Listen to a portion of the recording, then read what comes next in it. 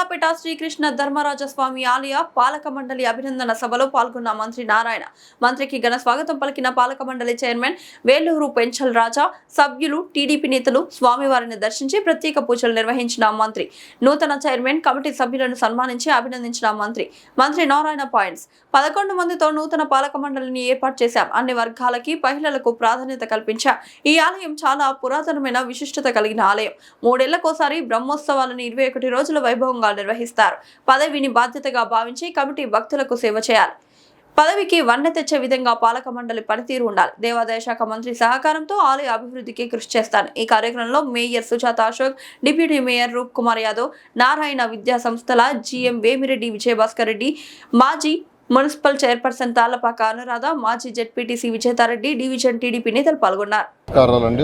ఈరోజు నెల్లూరు మూలాపేట శ్రీకృష్ణ ధర్మరాజస్వామి ఆలయం యొక్క నూతన ట్రస్ట్ బోర్డు అభినందన సభ ఏర్పాటు చేశారు.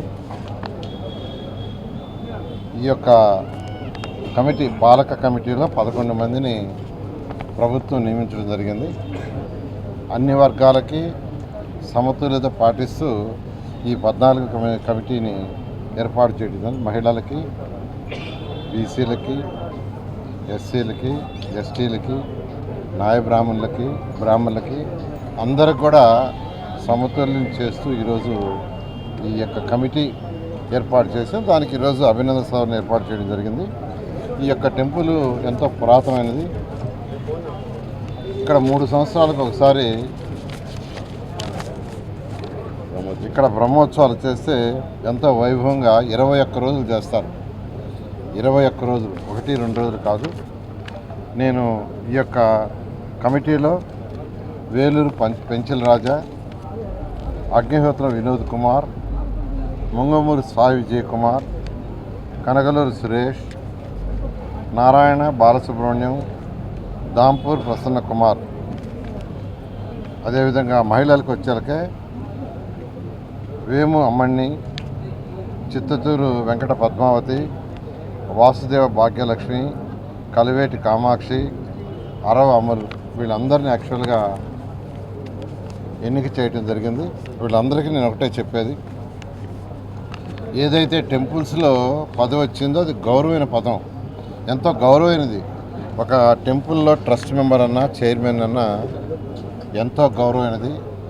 ఆ యొక్క పదవికి వనిదండి ఒక టెంపుల్. దీనికి ఎంతోమంది భక్తులు వస్తుంటారు. ఇక్కడ ఎన్నో ప్రోగ్రామ్స్ జరుగుతుంటాయి. ఎంతో దేవుడి మీద ఎంతో నమ్మకంతో వాళ్ళందరూ వస్తుంటారు. వాళ్ళు ఎన్నో కోరికలు పెట్టుకుని వస్తారు.